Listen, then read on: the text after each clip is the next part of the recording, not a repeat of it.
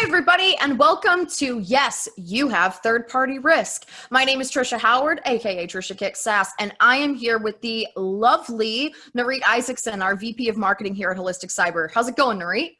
Hey, Tricia, how are you? Not bad. Are you ready to get risky? That's your one pun for the webinar, okay? No more. We want people to actually listen to us. We're serious here. Although your tens of thousands of followers are probably used to all your puns by now, I am so jealous. Yeah, they probably are. I also really do hope people listen to this. I mean, they'd be missing out. You have tons of experience in huge companies within cybersecurity, IBM, Checkpoint, and multiple countries too. And you had your own firm too as well, right? Yes, well, all of that is right and true, but that was in the past. And now you're stuck with me at the present at Holistic Cyber. And by the way, I'm missing someone in the present. Where is your dog, Darth, by the way? He has been on all our team meetings and he could probably discuss, the nation state thread by now instead of one of us or with us.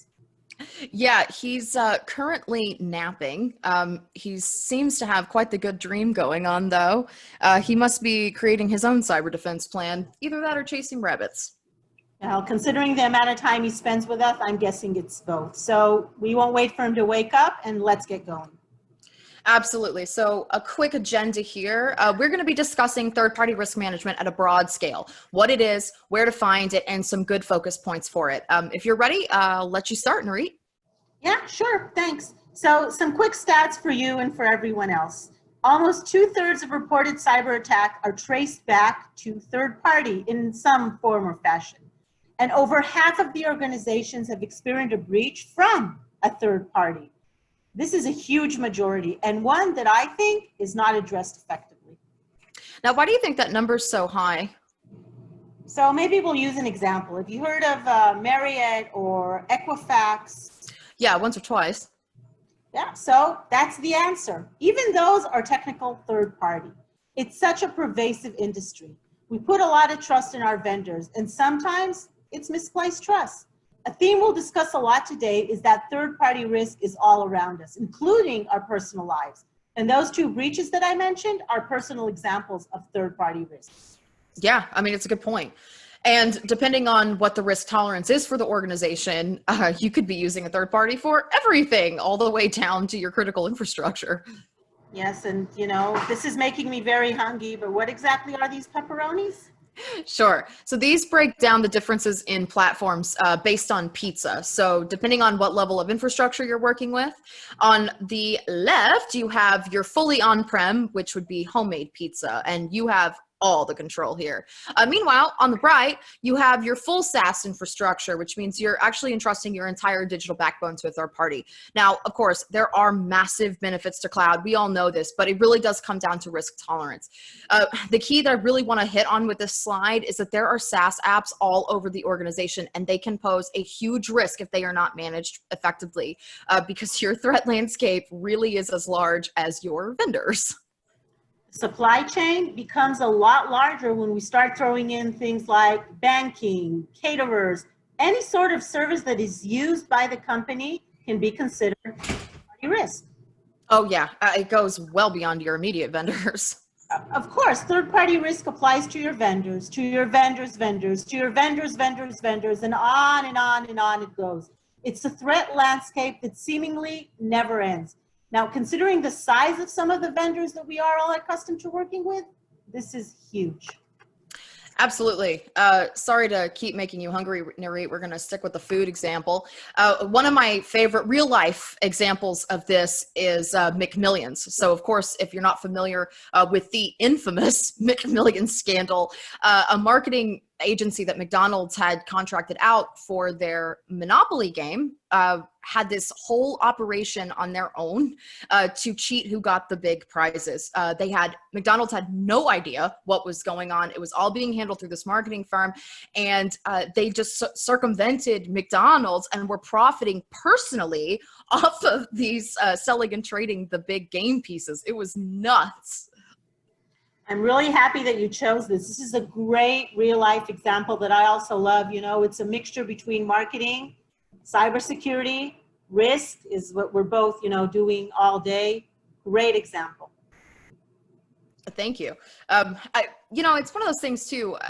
Risk comes in so many different forms, and it's really is such a personal thing to an organization on both the soft and the hard angles. It's based on a business's personal values. Two businesses who have similar functions could have completely different value sets, which means their risk tolerance changes.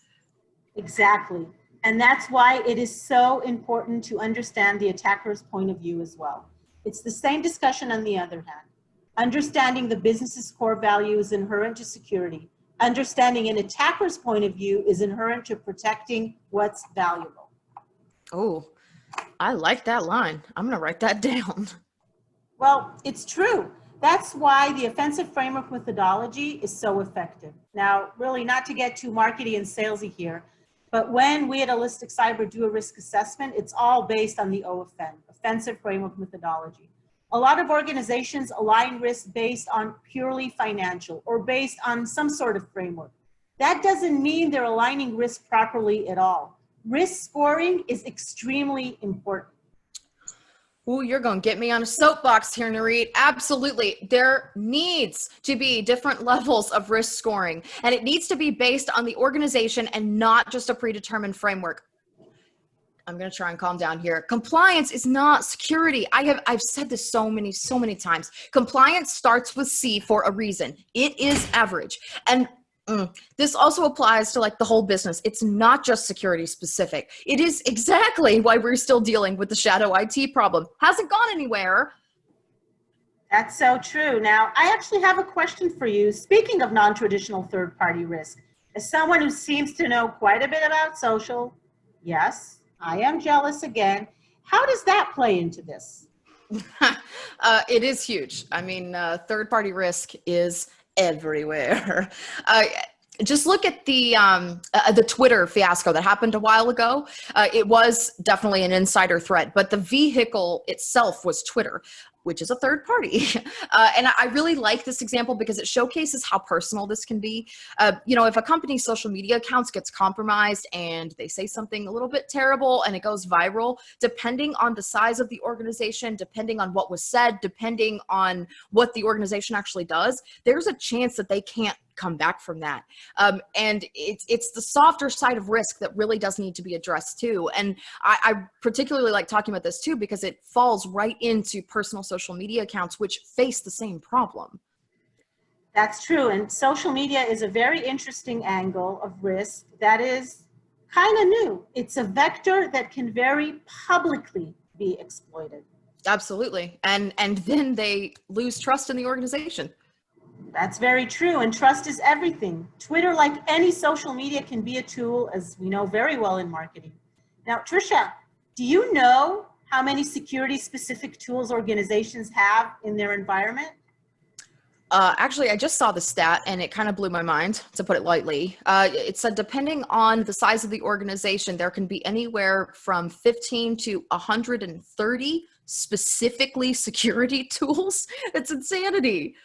Yes, that's true. That number is correct. And of course, the risk associated with these vendors can be extremely high. That's someone's entire job or multiple people's entire job, just managing all of these vendors, which adds in the human element too. Depending on what exactly you're using them for or how ingrained they are in the organization, if they are compromised, you've got a huge problem. Yeah, absolutely. If anybody only takes 1 point away from this, I really hope it's this one. Having a risk mapping and vendor management strategy specific to cybersecurity is a key element to your third-party risk strategy. Find your core vendors that could pose the greatest threat to you and your organization. Focus on them. Test them again and again in a way that is specific to you. There are a lot of vendor management companies out there that will handle risk scoring and testing, but they're all based on their proprietary algorithm. Yup.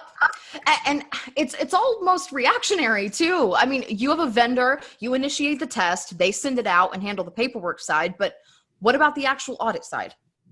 Yes. Having a program in place, managing the actual execution is a very big difference from some software that just files things for you.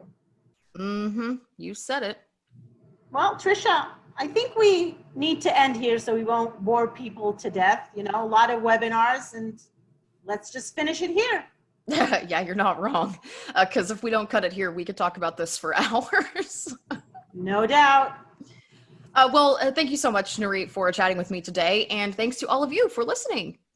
Yes, thanks, Tricia and everyone. This was fun. And tune in for our next one.